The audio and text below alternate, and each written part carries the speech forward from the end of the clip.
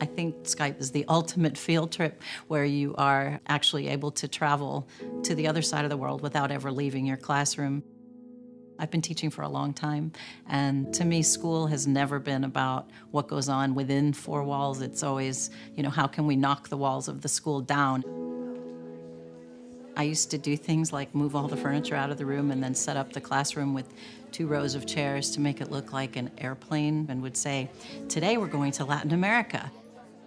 But there's nothing that compares to being able to actually meet and talk with students and teachers and experts from someplace else in the world.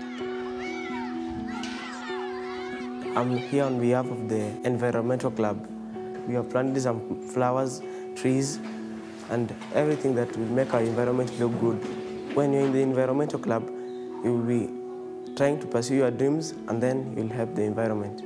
If we can start to teach the kids right from the beginning, they can grow knowing how to conserve the nation. And by then, it can be, the whole world.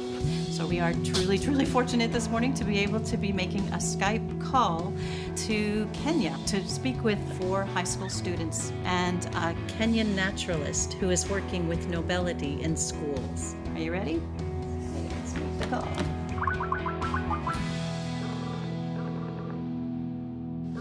Hi, can you hear me now? Yes, wonderfully.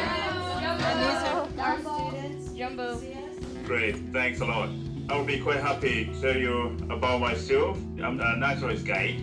I've been concerned about the environment, trees, animals, insects, and everything. The goal of nobility in schools is to empower students to play a part in solving some of the world's problems. And Skype makes global learning possible in a way that we cannot replicate. Well, what we've been doing is tree planting, and we came up with loop harvesting, so they can harvest rainwater during the rain season. That's cool.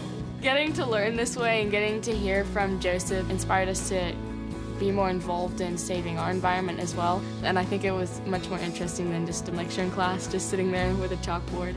Here in the U.S., we just take water for granted, but they are so conservative. After an experience like today, it's hard not to just think, wow, there are people out there who really want to better the world and are working for it. We can actually do something. At our middle school, we do everything we can to try to create 21st century learners who will then become 21st century global citizens.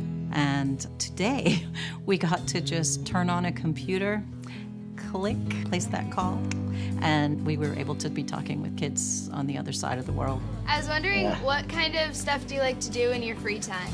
Yeah, I do like play basketball. I play basketball for at least 4 hours a day, yeah. I play basketball a lot. The people we talked to today were a lot more similar to us than I thought they would be. And I have my little stick here. The kids in Kenya are just like we are. Talking with Skype, it's like you can see them, you can see their facial expressions and them smiling when they talk. It's just like, oh my gosh.